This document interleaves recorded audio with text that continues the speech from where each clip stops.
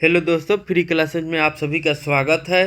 Free classes YouTube channel पे आप सभी को एनसीईआरटी क्लास 6 से लेकर 12 तक के सभी बुकों का प्लेलिस्ट बनाया हुआ है। अगर आपको किसी भी सब्जेक्ट में आपको समस्या हो रही है तो आप जाकर देख सकते हैं और उसे बेहतर तरीके से समझ सकते हैं।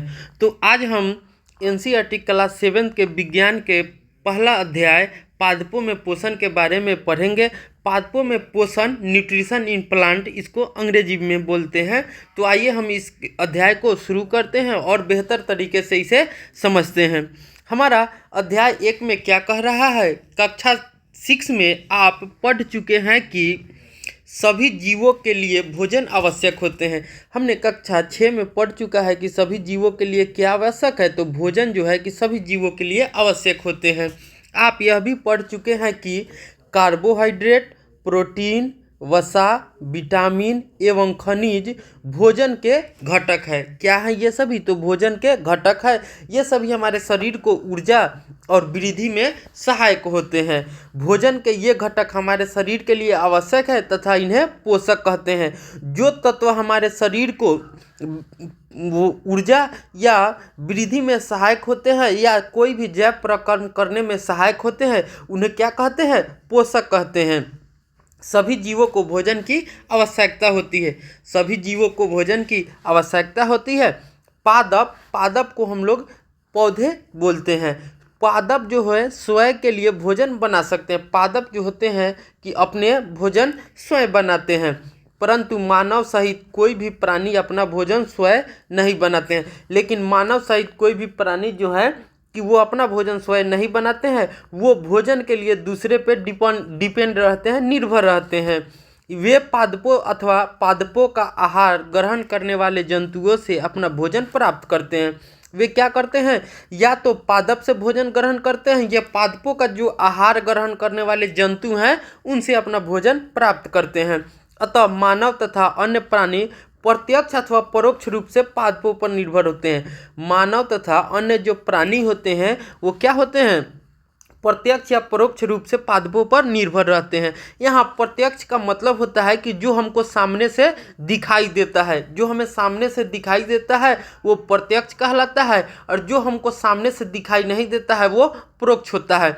इसको हम एक उदाहरण के तरह से बेहतर तरीके से समझ सकते हैं कि जो प्रत्यक्ष होते हैं, क्या जो प्रत्यक्ष है, मान लीजिए कि मैं हूँ और एक आप हैं, तो मैं आपको डायरेक्टली कोई चीज़ दे रहा हूँ तो वो क्या है? प्रत्यक्ष रूप से है। लेकिन उसी में मान लीजिए कि एक और तीसरा लड़का है, तो वो तीसरा लड़का जो है कि कोई भी चीज़ मुझसे लेकर आपको दे रहा है, तो वो क्या हो गया? परोक्ष रूप से आपको दे रहा है। लेकिन आप निर्भर है मुझसे, लेकिन वो परोक्ष रूप से निर्भर है। क्यों? क्योंकि आप अपने लिए जो साधन है या जो ज़रूरत है वो आप डायरेक्ट मुझसे नहीं मांगकर, मैंने प्रत्यक्ष रूप से मुझसे नहीं मांगकर वो तीसरे लड़के का मदद ले रहे हैं, तो वो परोक्ष हो गया। लेकिन जब आपको किसी मदद की ज़रूरत है वो डायरेक्टली आप मुझसे ले रहे हैं, तो वो क्या हो गया?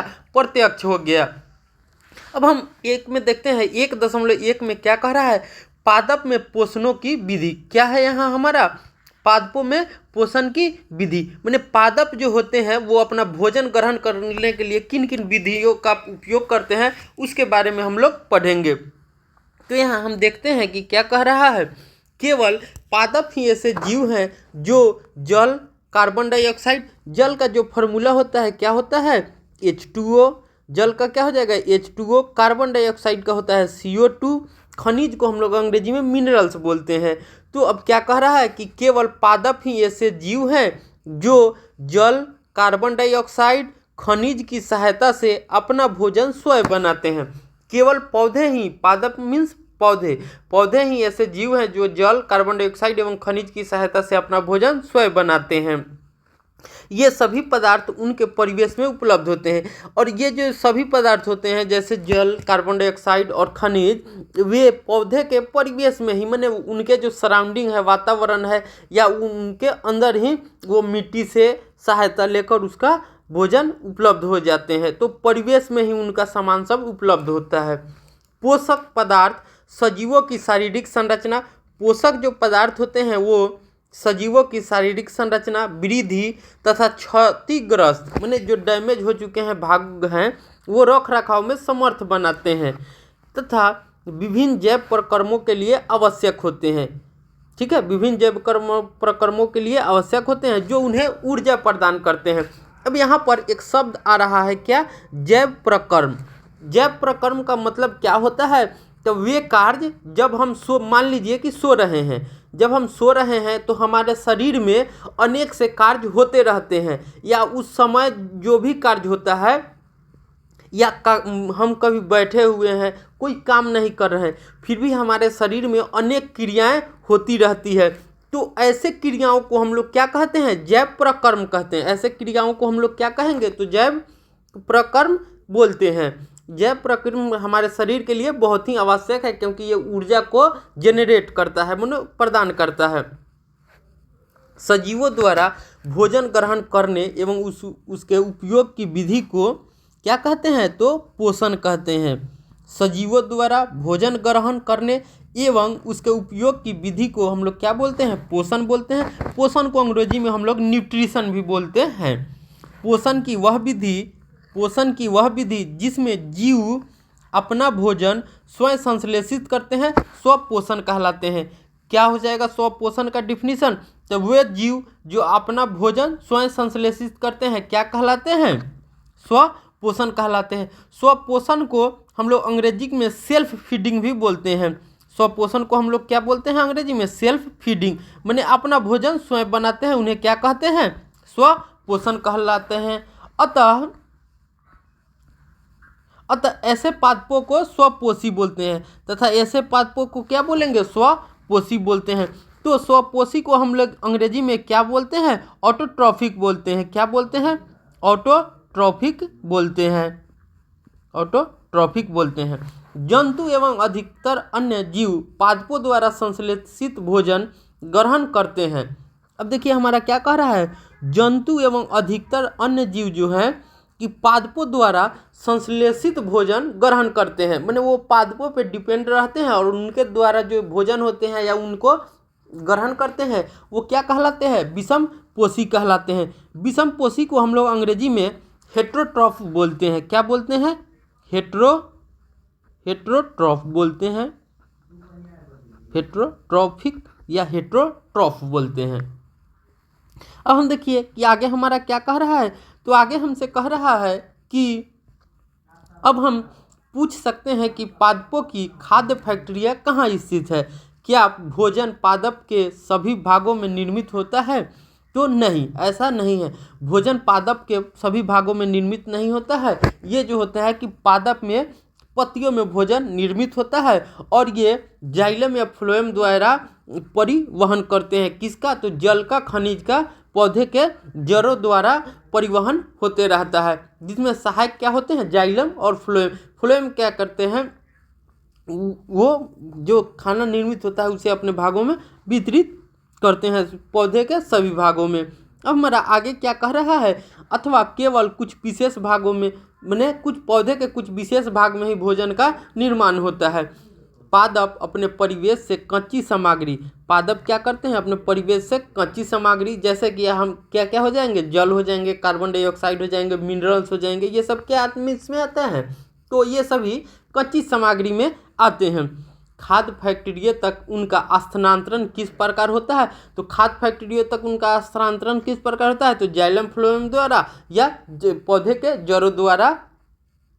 अब हमारा 1.2 में कह रहा है प्रकाश संश्लेषण पादपों में खाद्य संश्लेषण का प्रक्रम। अब प्रकाश संश्लेषण को हम लोग अंग्रेजी में फोटोसिंथेसिस बोलते हैं। पादपों में खाद्य संश्लेषण का प्रक्रम माने किस प्रकार होता है उसके बारे में हम लोग देखते हैं। पत्तियां पादपों की खाद्य फैक्ट्री है। पत्तियां जो होती है, लीफ जो होते हैं पौधे के, वो क्या है? खाद्य फैक्ट्रियां हैं। अतः सभी कच्चे पदार्थ पत्तियों तक पहुंचने चाहिए। तो पादप में सभी जो कच्चे सामग्री होते हैं वो पत्तियों तक पहुंचना चाहिए। मृदा की उपस्थिति, मृदा मतलब मिट्टी समझ सकते हैं, इसको अंग्रेजी में हम लोग सॉइल भी बोलते हैं। क्या बोलते हैं? सॉइल। क्या हो जाता है? सॉइल। हिंदी में इसे मिट्टी भी समझ सकते हैं।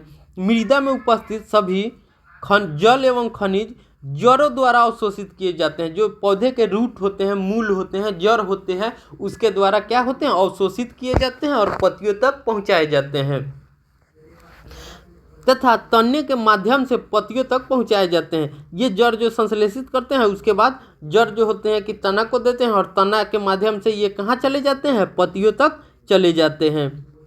पत्तियों की सतह पर उपस्थित सूक्ष्म रंध्रों द्वारा वायु में उपस्थित कार्बन डाइऑक्साइड प्रवेश करती है।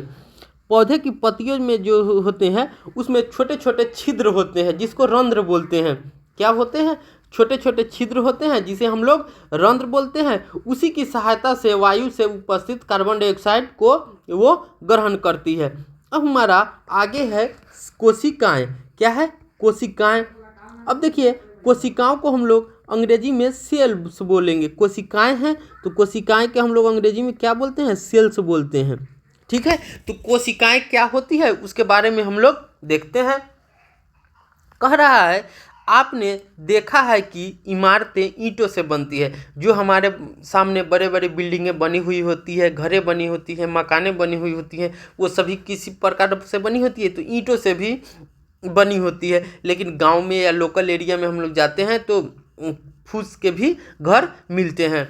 इसी प्रकार सजीवों का शरीर सूक्ष्म इकाइयों से बनता है। इसी प्रकार जो मानव होते हैं या सजीव होते हैं उनका भी शरीर क्या होता है, तो सूक्ष्म इकाइयों से बने होते हैं, जिन्हें हम क्या कहते हैं, कोशिका कहते हैं।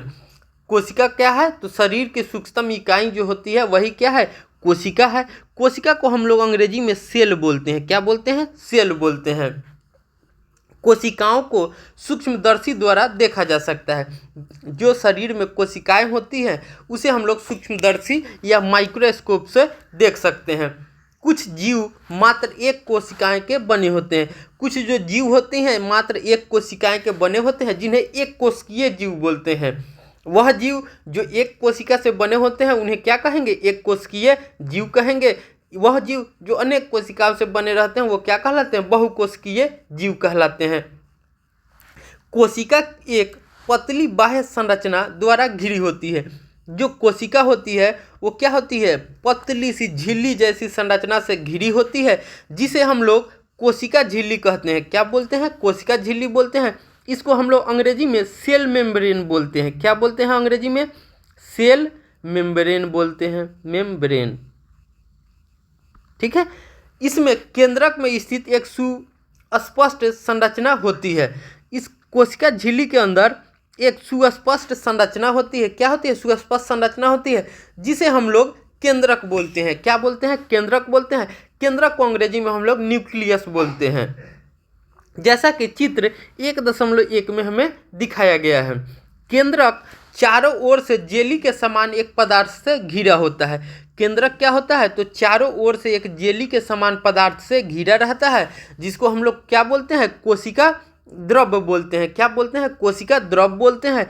इसे अंग्रेजी में हम लोग साइटोप्लाज्मा बोलते हैं। क्या बोलते हैं, साइटोप्लाज्मा बोलते हैं। ठीक है, इस तरह से हमारा कोशिका समाप्त हो गया। अब हम चित्र 1.1 को देखते हैं और कोशिका के बारे में हम लोग और बेहतर तरीके से समझते हैं। ये देखिए, जो हमारे सामने चित्र दिया हुआ है ये किसका है, तो ये कोशिका का चित्र है। किसका चित्र है, ये सेल का है, कोशिका का है। इसमें देखिए, कोशिका जो होता है कि एक झिल्ली या सूक्ष्म इकाई है शरीर का, जो मिलकर कोशिका का निर्माण करती है। कोशिका जो होते हैं कि एक पतली बाह्य संरचना से क्या होती है, घिरी होती है, जिसे हम लोग क्या बोलते हैं, कोशिका झिल्ली बोलते हैं। जैसा कि आप देखिए इसमें क्या है, छोटे छोटे ये जो जेली जैसे दिख रहे हैं, ये पदार्थ जो है वो एक झिल्ली के समान, चादर के समान घिरी हुई है, उसे क्या कहेंगे, तो कोशिका झिल्ली बोलते हैं। क्या बोलते हैं, कोशिका झिल्ली बोलते हैं। कोशिका झिल्ली को हम लोग अंग्रेजी में सेल मेम्ब्रेन बोलते हैं। अब देखिए, कोशिका के अंदर जो केंद्र है उसमें एक सुस्पष्ट संरचना होती है, जिसे हम लोग क्या बोल रहे हैं, ये सुस्पष्ट संरचना है, इसे हम लोग क्या बोलते हैं, केंद्रक बोलते हैं। केंद्रक को अंग्रेजी में हम लोग न्यूक्लियस बोलते हैं। क्या बोलते हैं, न्यूक्लियस बोलते हैं। अब हमारा देखिए कि जो केंद्रक है वो केंद्रक के चारों ओर, ये जो केंद्रक है उसके चारों ओर देख रहे हैं छोटी छोटी जेली के समान जो ये आकृति दिख रही है, इससे ये जो केंद्रक होती है वो घिरा रहता है।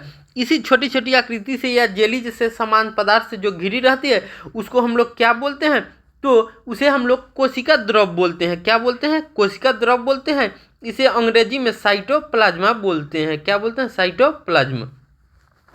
इस तरह से अब हम आगे देखते हैं हमारा क्या कह रहा है। यह रंध्र द्वार कोशिकाओं द्वारा घिरे होते हैं। जो पत्तियों के रंध्र होते हैं वो क्या होते हैं? तो छोटे छोटे द्वार कोशिकाओं द्वारा ये घिरे रहते हैं। ऐसे छिद्रों को रंध्र कहते हैं। ऐसे छिद्रों को हम लोग क्या बोलते हैं? तो रंध्र बोलते हैं। जल एवं खनिज वाहिकाओं द्वारा पत्तियों तक पहुंचाए जाते हैं। जल एवं खनिज जो होते हैं वाहिकाओं द्वारा पत्तियों तक पहुंचाए जाते हैं। वाहिकाएं कितने प्रकार की होती है? तो मैंने बताया था आपको, जाइलम और फ्लोएम जो होती है वो पादप में होती है। ये वाहिकाएं नली के समान होती है। ये कैसी होती है? तो नली के समान होती है तथा जड़, तना, शाखाओं एवं पत्तियों तक फैली होती है। ये जड़, तना, शाखाओं एवं पत्तियों तक फैली होती है ये वाहिकाएं नलियाँ। पोषकों को पत्तियों तक पहुंचाने के लिए ये वाहिकाएं एक सतत मार्ग बनाती है। पादपों में पदार्थों के परिवहन के विषय में आप अध्याय 7 में पढ़ेंगे। पत्तियों में एक हरा वर्णक होता है।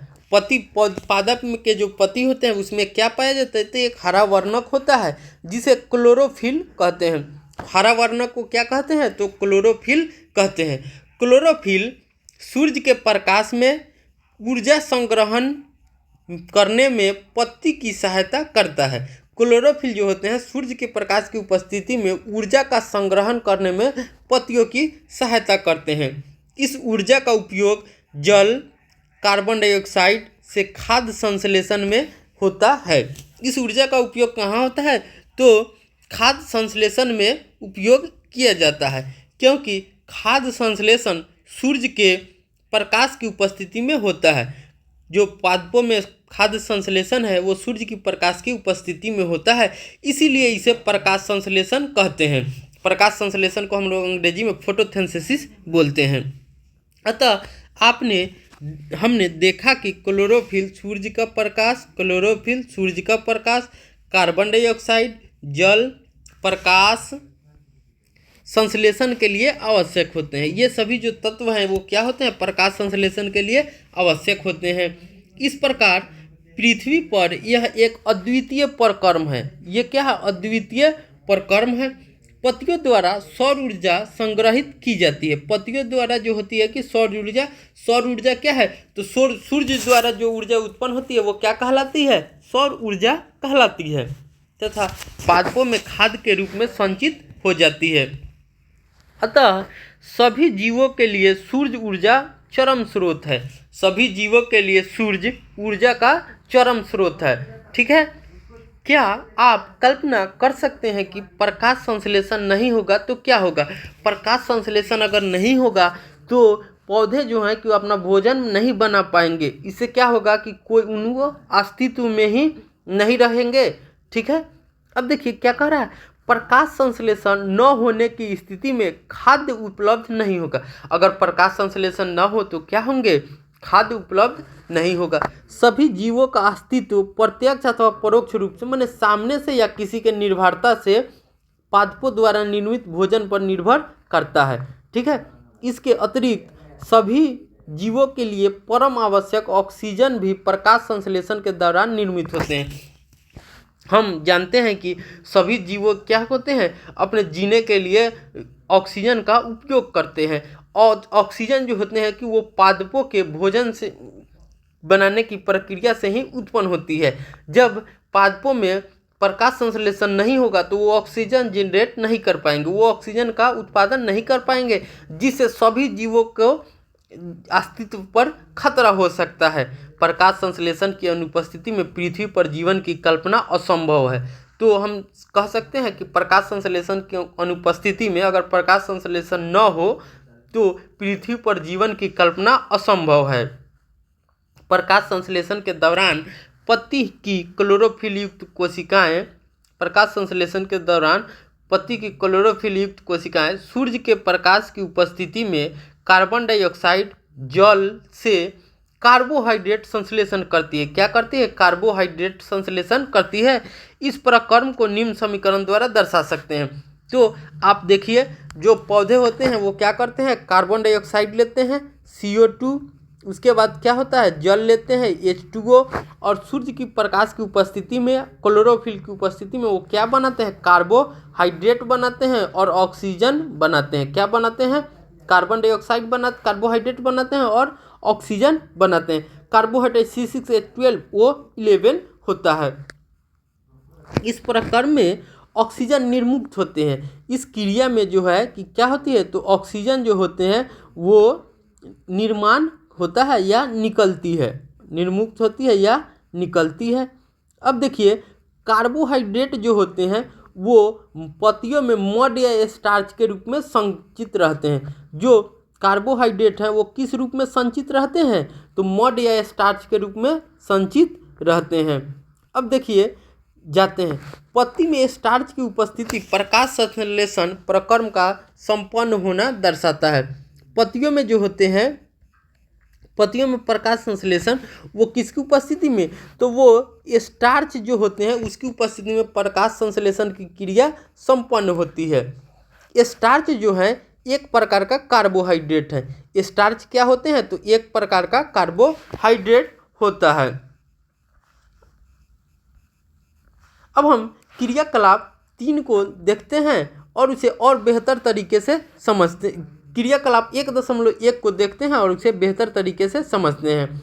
अब देखिए, क्रियाकलाप 1.1 में हमसे क्या कह रहा है, एक ही प्रकार के पादपों के 2 गमले लीजिए। अब क्या करना है, एक ही प्रकार के पादप के 2 गमले लेना है।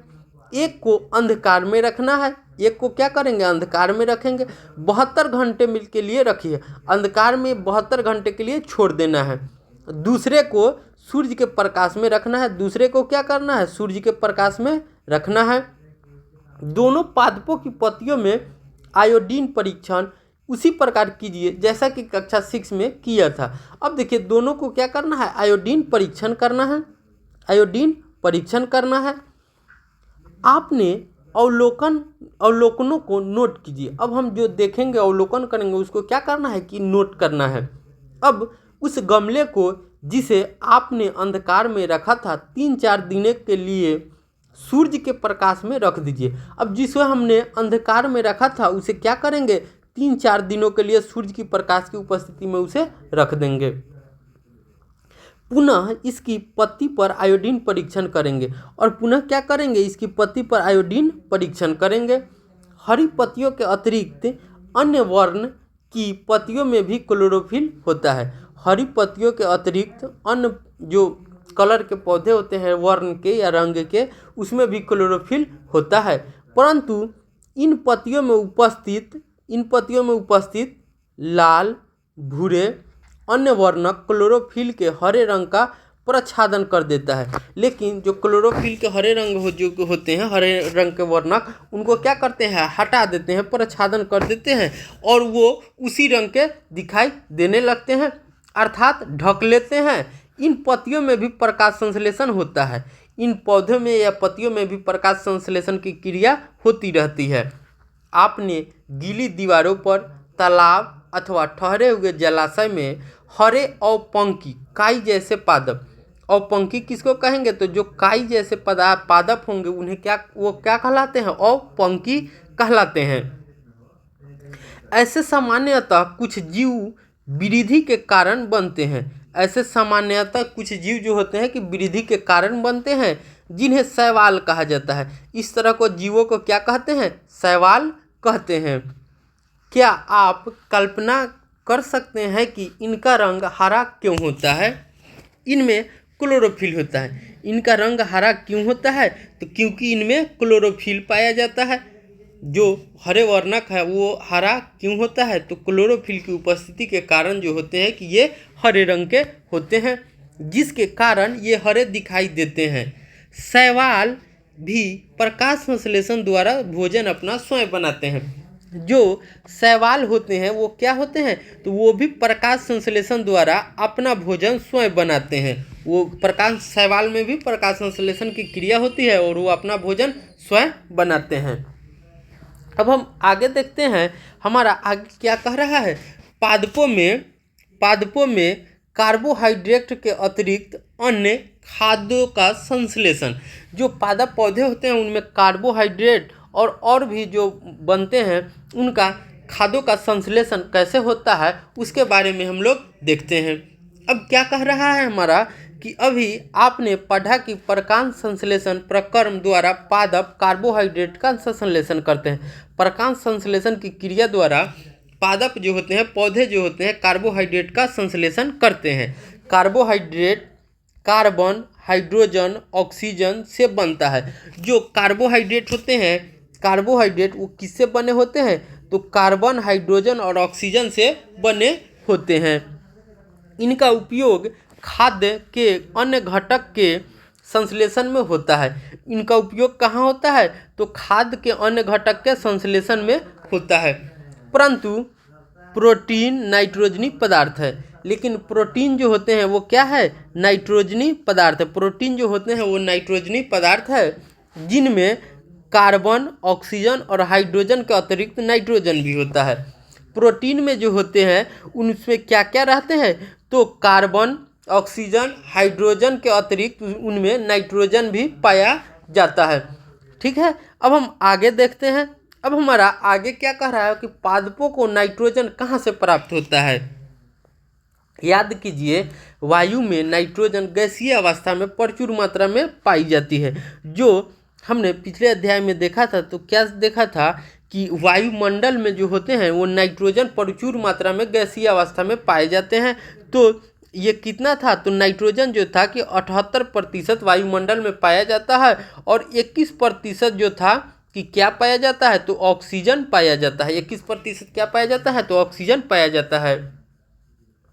परंतु पादप इसका अवशोषण इसी रूप में नहीं कर सकते हैं, लेकिन पौधे जो होते हैं कि वो नाइट्रोजन को नाइट्रोजन के रूप में अवशोषण या ग्रहण नहीं करते हैं, तो वो नाइट्रोजन के अन्य रूप के रूप में उसे ग्रहण करते हैं, नाइट्रेट फॉर्म में, ठीक है, या नाइट्रेट में या नाइट्रस में, जिस भी फॉर्म में वो पादप जो होते हैं कि उनका अवशोषण करते हैं। मिट्टी में कुछ विशेष जीवाणु होते हैं। मिट्टी में क्या होते हैं? तो कुछ विशेष जीवाणु होते हैं जो गैसीय नाइट्रोजन को उनके यौगिकों में परिवर्तित कर मृदा में निर्मुक्त करते हैं। जो मिट्टी में जो कुछ जीवाणु होते हैं वो क्या करते हैं? नाइट्रोजन को ग्रहण करके और उनके बहुत सारे यौगिकों में, यौगिक क्या है? तो यौगिक वह पदार्थ है कि जब दो से अधिक पदार्थों को एक निश्चित अनुपात में मिलाने से यौगिक का निर्माण होता है। यौगिक क्या है? तो यौगिक वह पदार्थ है जब दो या दो से अधिक तत्वों को निश्चित अनुपात में मिलाने से जो पदार्थ बनता है वो क्या कहलाता है? यौगिक कहलाता है। यह विलेय पदार्थों पादपों द्वारा जल के साथ अवशोषित कर लिए जाते हैं। ये जो घुले पदार्थ होते हैं वो क्या करते हैं? विलेय पदार्थों के साथ, जल के साथ जो होता है कि उनका अवशोषण हो जाता है, वो अवशोषित हो जाते हैं। संभवतः आपने देखा है कि किसान अपने खेत में उर्वरक, मतलब कि जो फर्टिलाइजर होते हैं वो तथा खाद दोनों डालते हैं। जो किसान होते हैं अपने खेतों में उर्वरक और खाद डालते हैं जिनमें नाइट्रोजनी पदार्थों की प्रचुर मात्रा होती है। जो खाद डाला जाता है उसमें नाइट्रोजनी पदार्थ या नाइट्रेट को बहुत ज़्यादा मात्रा में पाया जाता है, एक्सेस मात्रा में। इस प्रकार अन्य संघटकों के साथ पादपों की नाइट्रोजन की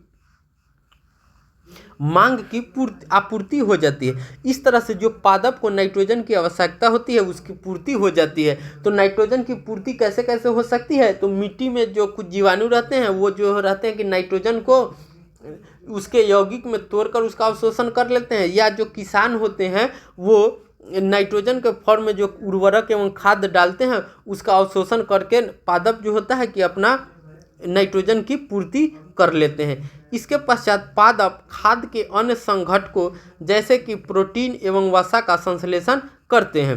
इसी तरह से पादप जो होते हैं कि प्रोटीन और अन्य संघटकों का खाद के रूप में संश्लेषण करते हैं। अब हम 1.3 पादपों में पोषण की अन्य विधियाँ। अब हमारा 1.3 में क्या कह रहा है कि पादपों में पोषण की कुछ अन्य विधियाँ भी है, उसे भी हम लोग देखते हैं। अब हमारा क्या कह रहा है कि कुछ पादप ऐसे भी हैं जिनमें क्लोरोफिल नहीं पाया जाता है। कुछ पादप जो होते हैं कि ऐसे भी हैं जिनमें क्लोरोफिल नहीं पाया जाता है। वे भोजन संश्लेषित नहीं कर सकते हैं। वे कैसे जीवित रहते हैं तथा वे पोषक किस प्रकार प्राप्त करते हैं। मनुष्य एवं अन्य प्राणियों की तरह वे पादप भी अपने पोषण के लिए अन्य पादपों पर द्वारा निर्मित खाद्य पर निर्भर होते हैं। जैसे जंतु या प्राणी की तरह या मनुष्य की तरह पादप भी अपने भोजन के लिए दूसरे पे क्या रहते हैं, निर्भर रहते हैं, जिसे विषमपोषी प्रणाली कहते हैं। क्या कहलाते हैं? विषमपोषी प्रणाली कहलाते हैं। विषमपोषी प्रणाली को हम लोग अंग्रेजी में क्या बोलते हैं? तो हेटेरोट्रॉफिक सिस्टम बोलते हैं। क्या बोलते हैं? हेटेरोट्रॉफिक सिस्टम बोलते हैं। जब पौधे होंगे वो भोजन के लिए मनुष्य एवं जंतु के तरह दूसरे पर आश्रित रहते हैं भोजन के लिए या पोषण के लिए, वो क्या कहलाते हैं? विषमपोषी प्रणाली वो विषमपोषी कहलाते हैं। लेकिन ये प्रक्रिया जिस सिस्टम से होती है वो विषमपोषी प्रणाली कहलाती है। चित्र 1.5 को ध्यान से देखिए। क्या आपको एक वृक्ष के तने एवं शाखाओं से लिपटी रस्सी नुमा पीले रंग की संरचना दिखाई देती है? ये अमरबेल का पादप है। ये किस प्रकार के पौधे हैं? तो ये अमरबेल के पौधे हैं इसमें क्लोरोफिल नहीं होता है। अमरबेल के पौधे में क्लोरोफिल नहीं पाया जाता है। एक हमारा पॉइंट यहाँ पर बन जाता है कि क्या, कि अमरबेल के पौधे में क्लोरोफिल नहीं पाया जाता है। ये अपना भोजन उस पादप से प्राप्त करते हैं जिस पर ये आरोहित होते हैं। अमरबेल के जो पौधे हैं वो अपना भोजन स्वयं नहीं, ये जिस पेड़ पर रहेंगे, जिस पादप पर रहेंगे, जिस पौधे पर रहेंगे, उसी से अपना भोजन ग्रहण करते हैं। ऐसे जीवों को परपोषी कहलाते हैं। ऐसे जीव क्या कहलाते हैं? जो भोजन पर दूसरे पर डिपेंड रहते हैं, परपोषी कहलाते हैं।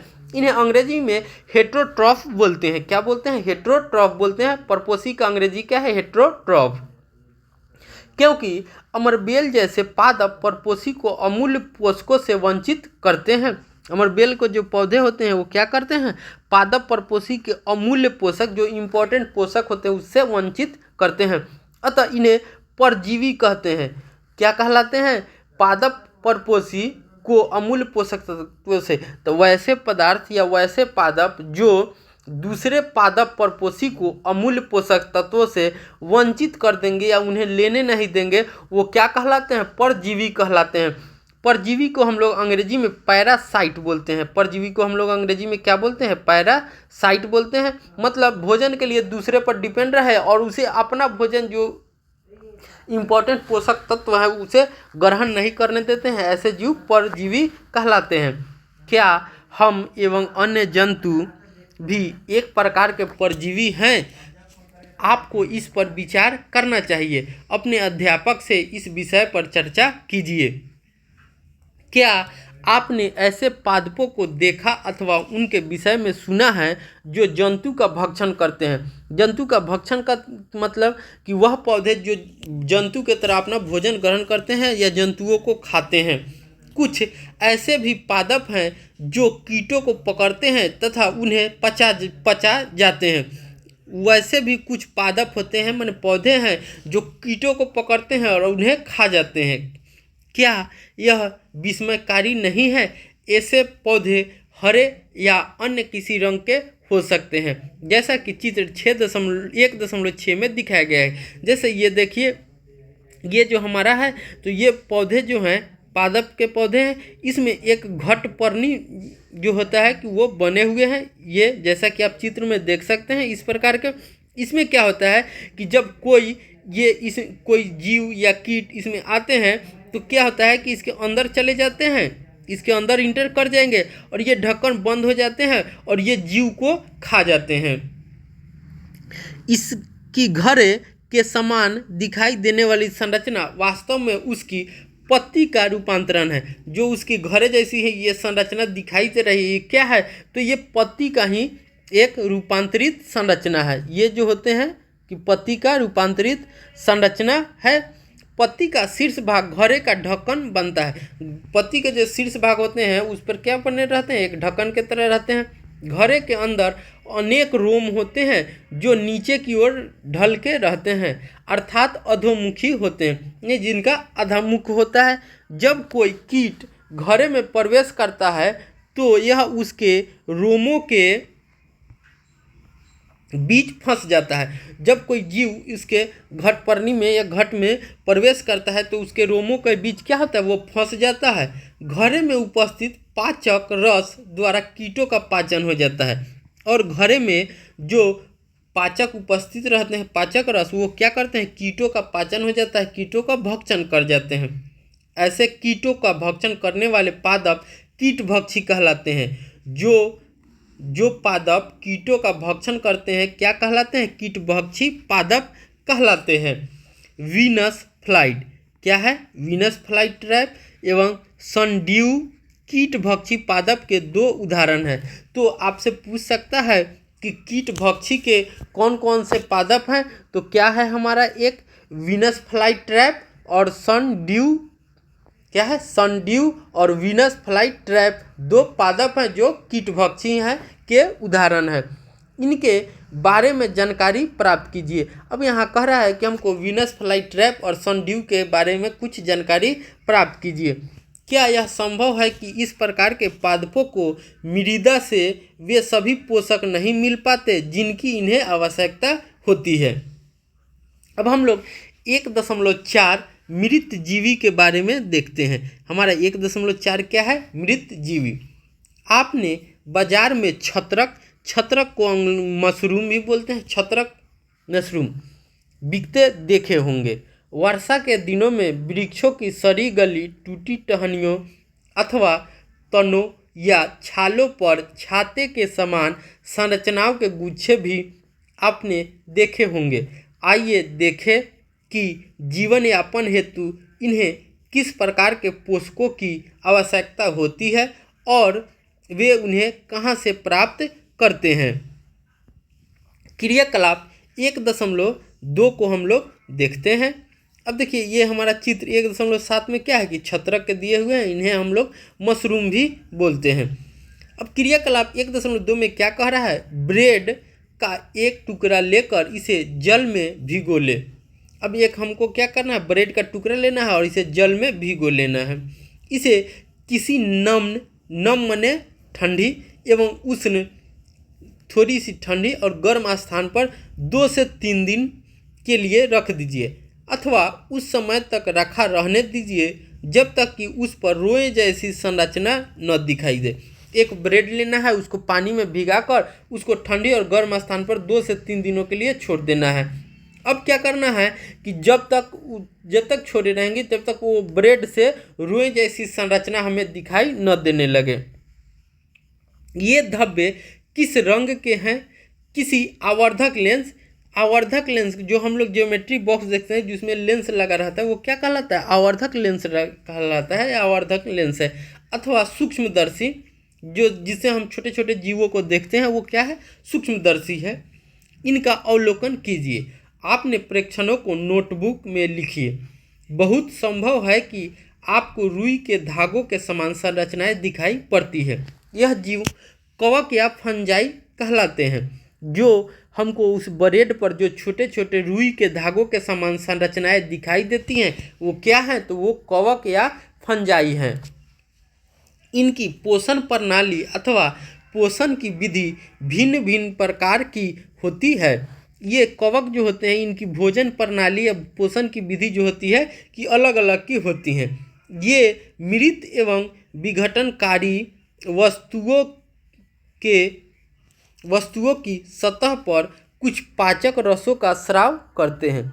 ये जो मृतकारी जो जीव होते हैं वो क्या कह लेते हैं, मृत एवं विघटनकारी, माने जो मरे हुए हो या सड़ने वाली वस्तुएं होती हैं उसकी सतह पर कुछ पाचक रसों का स्राव करते रहते हैं तथा इससे उसे साधारण और विलय के रूप में परिवर्तित कर देते हैं और उसे क्या करते हैं, नॉर्मल, साधारण या विलय माने लिक्विड के रूप में फॉर्म कर देते हैं। तत्पश्चात वे इस विलयन का भोजन, और वो जब लिक्विड या अथी में फॉर्म हो जाते हैं, लिक्विड में या साधारण माने नॉर्मल हो जाएंगे तो वो क्या करें, भोजन के रूप में अवशोषण करते हैं। इस प्रकार की पोषण प्रणाली को जिसमें जीव किसी मृत एवं विघटित, वह पोषण की प्रणाली जिसमें जीव किसी मृत एवं विघटित जैविक पदार्थों से पोषक प्राप्त करते हैं मृत जीवी पोषण कहलाते हैं। क्या कहलाते हैं? मृत जीवी पोषण कहलाते हैं। मृत जीवी पोषण प्रणाली का उपयोग करने वाले जीव और जो जीव मृत पोषण प्रणाली का उपयोग करते हैं वो मृत जीवी कहलाते हैं। जो भी जीव इस तरह के पोषण प्रणाली मृत जीवी पोषण प्रणाली का उपयोग करते हैं वो क्या कहलाते हैं? मृत जीवी कहलाते हैं। इसका उदाहरण कवक है। मृत जीवी का क्या उदाहरण? कवक है। कवक अचार, चमड़े, कपड़े एवं अन्य पदार्थों पर उगते हैं। कवक जो होते हैं कि वो किस किस पे उगते हैं? तो अचार पे, चमड़े पे, कपड़े एवं अन्य पदार्थों पर उगते हैं। ये उन स्थानों में भी उगते हैं जो नम एवं उष्ण हो। ये वहाँ भी उगते हैं जो स्थान नम एवं उष्ण हो, हल्का ठंडा हो और गर्म हो। कवकों की वृद्धि के लिए वर्षा ऋतु सबसे अच्छी परिस्थितियां हैं। कवक की सबसे ज़्यादा वृद्धि किस ऋतु में होगी? तो वर्षा ऋतु में कवकों की वृद्धि के लिए सबसे उत्तम समय या परिस्थिति होती है। इसी कारण वर्षा ऋतु के दौरान अनेक वस्तुएं कवकों की वृद्धि के कारण नष्ट एवं अनुपयोगी हो जाती है। अपने अभिभावकों से कवक द्वारा होने वाले नुकसान पर चर्चा कीजिए। सामान्यतः कवकों के बीजाणु वायु में उपस्थित होते हैं। कवक के जो बीजाणु होते हैं वो वायु में उपस्थित होते हैं। जब वे किसी ऐसे जैव पदार्थ अथवा उत्पाद पर बैठते हैं, जब कवक जो होते हैं कि किसी जैव पदार्थ या उत्पाद पर बैठते हैं जो नम एवं उष्ण हो, तो वे अंकुरित होकर नए कवक को जन्म देते हैं।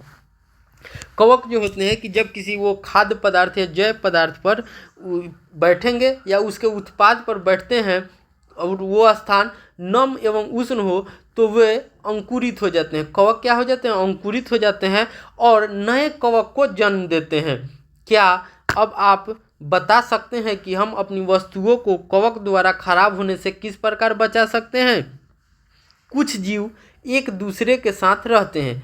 कुछ जीव भी होते हैं जो एक दूसरे के साथ रहते हैं तथा अपना आवास एवं पोषक तत्व एक दूसरे के साथ बांटते हैं, और वो अपना जो आवास होते हैं, रहने का स्थान एवं पोषक तत्व एक दूसरे के साथ बांटते हैं। इसे सहजीवी संबंध कहते हैं। इसको क्या कहते हैं? सहजीवी संबंध कहते हैं, या इसको हम लोग सिम्बायोटिक रिलेशनशिप बोलते हैं। Symbiotic relationship. तो ये क्या होते हैं? तो वह जीव जो अपना आवास, पोषक तत्व एक दूसरे के साथ बांटते हैं, क्या कहलाते हैं? सहजीवी कहलाते हैं। क्या कहलाते हैं? सहजीवी संबंध वाले कहलाते हैं। उदाहरणतः कुछ कवक वृक्षों की जड़ों में रहते हैं। कुछ कवक ऐसे भी हैं जो कहाँ रहते हैं? तो वृक्ष के जड़ों में रहते हैं। वृक्ष कवक को पोषण प्रदान करते हैं, और वो जो वृक्ष होते हैं वो क्या करते हैं? तो पौधों को, उस कवक को पोषण प्रदान करते हैं। बदले में उन्हें जल एवं पोषकों के अवशोषण में सहायता मिलती है। इस तरह से उस कवक को क्या होगा? उन्हें जल और पोषकों के अवशोषण में सहायता मिलती है। वृक्ष के लिए इस संबंध का विशेष महत्व है। लाइकेन कहे जाने वाले कुछ जीवों में दो भागीदार होते हैं। लाइकेन जो होते हैं क्या है? कवक और शैवाल के जो मिलने से बनता है वो क्या कहलाता है? लाइकेन कहलाता है। भागीदार होते हैं। इनमें से एक शैवाल होता है और दूसरा कौन होगा? कवक होगा। लाइकेन में क्या होंगे? तो दो भागीदार होते हैं। क्या होते हैं? पहला एक होता है शैवाल और दूसरा होता है कवक। इसको क्या कहेंगे? लाइकेन। शैवाल में क्लोरोफिल उपस्थित होता है। शैवाल में क्या होता है? तो क्लोरोफिल उपस्थित होता है। शैवाल में क्लोरोफिल, जबकि कवक में क्लोरोफिल नहीं होता है। कवक में क्या होगा? क्लोरोफिल नहीं पाया जाता है। क्लोरोफिल नहीं पाया जाता है। कवक शैवाल को रहने का स्थान, जल एवं पोषक तत्व उपलब्ध कराता है। कवक जो होते हैं वो क्या करते हैं? तो शैवाल को रहने का स्थान, जल एवं पोषक तत्व उपलब्ध कराता है। बदले में शैवाल प्रकाश संश्लेषण द्वारा संश्लेषित खाद्य कवक को देता है। जबकि क्या करता है, बदले में शैवाल जो होता है प्रकाश संश्लेषण के द्वारा कवक को खाद्य देता है। इसे हम समझ सकते हैं कि एक लाइकेन है वो क्या है, तो सहजीवी संबंध रखते हैं। किसके किसके साथ, तो उन लाइकेन में जो होते हैं कि एक शैवाल होता है और दूसरा कवक होता है। शैवाल जो होते हैं कि उनमें क्लोरोफिल उपस्थित रहता है, जबकि कवक में क्लोरोफिल उपस्थित नहीं रहता है। तो हम जानते हैं कि क्लोरोफिल जिनमें उपस्थित रहता है वो सूर्य की प्रकाश की उपस्थिति में अपना भोजन बनाते हैं। तो क्या करता है शैवाल कि कवक जो होते हैं कि वो रहने का स्थान, जल एवं पोषक तत्व शैवाल को उपलब्ध कराता है। शैवाल को उपलब्ध कवक जो होता है कि रहने का आवास, भोजन एवं पोषक तत्व उपलब्ध कराता है। जबकि शैवाल में क्लोरोफिल उपस्थित होता है तो इसके बदले प्रकाश संश्लेषण की क्रिया द्वारा भोजन का संश्लेषित करके शैवाल जो है कि कवक को खाद्य पदार्थ का प्रदान करती है। अब हम आगे देखते हैं 1.5 में हमारा क्या कह रहा है, मृदा में पोषकों की पुनः पूर्ति किस प्रकार से होती है। ठीक है, तो आइए इसको हम लोग समझते हैं। क्या आपने किसानों को अपने खेतों में अथवा माली को बगीचे में के लॉन एवं गमलों में खाद अथवा उर्वरक डालते देखा है? क्या आप जानते हैं कि उन्हें मृदा में क्यों मिलाते हैं? आप पढ़ चुके हैं कि पादप मृदा से खनिज पोषक तत्व अवशोषित करते हैं। हम पढ़ चुके हैं कि पादप जो होते हैं कि मिट्टी से या मृदा से खनिज पोषक तत्व अवशोषित करते हैं, अतः मृदा में इनकी मात्रा लगातार कम होती जाती है और मृदा में इनकी पोषक तत्व की मात्रा जो होती है कि हमेशा घटते जाती है। उर्वरक एवं खाद में नाइट्रोजन, पोटेशियम, फास्फोरस जैसे पोषक तत्व होते हैं। जो हमने देखा कि खाद एवं उर्वरक में क्या क्या होते हैं, तो नाइट्रोजन होते हैं, पोटेशियम होते हैं और फास्फोरस होते हैं। ठीक है, फास्फोरस होते हैं। ये जो होता है कि N2K, ये सब क्या है, N जो होता है कि नाइट्रोजन के संकेत है, पोटेशियम के संकेत है, फास्फोरस P, नाइट्रोजन को नाइट्रोजन, पोटेशियम को कैलियम बोला जाता है, फास्फोरस को फास्फोरस। पादपों द्वारा लगातार उपयोग किए जाने के कारण मृदा में यानी मिट्टी में उनकी मात्रा धीरे धीरे कम होती है। इसलिए मृदा को इन पोषक तत्वों में से समृद्ध करने के लिए भूमि में उर्वरक एवं खाद मिलाने की आवश्यकता होती है। इन पोषक तत्वों की कमी होती रहती है, इसीलिए मिट्टी में हम लोग क्या उर्वरक एवं खाद मिलाने की आवश्यकता होती है। यदि हमें पादप के पोषण की आवश्यकता के बारे में ज्ञान हो तो हम न केवल पादपों को उगा सकते हैं बल्कि उन्हें स्वस्थ भी रख सकते हैं।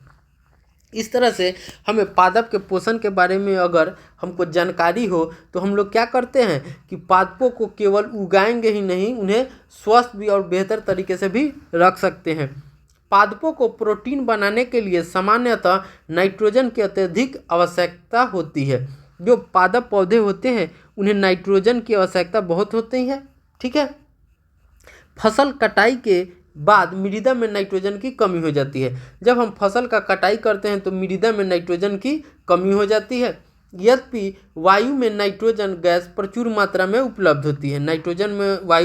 वायु में नाइट्रोजन जो होता है 78% पाए जाते हैं, परंतु पादप इसका उपयोग उस प्रकार करने में असमर्थ है। लेकिन डायरेक्ट जो होते हैं पौधे उसका उपयोग नहीं कर सकते हैं। जैसे वे कार्बन डाइऑक्साइड का उपयोग करते हैं, पौधे नाइट्रोजन के विलय के रूप में अवशोषित कर सकते हैं। नाइट्रोजन जो होता है कि लिक्विड के रूप में वो उन्हें ऑब्जर्व कर लेते हैं और कुछ जीवाणु जो राइबोजियम कहलाते हैं वायुमंडलीय नाइट्रोजन को विलय पदार्थों में परिवर्तित कर देते हैं। और जो पौधे में राइबोजियम या मिट्टी में राइबोजियम जीवाणु होते हैं वो क्या करते हैं, नाइट्रोजन को लिक्विड के रूप में बना देते हैं, जिसे उसको मूल जो होते हैं, जड़ जो होते हैं उसको ऑब्जर्व कर लेते हैं।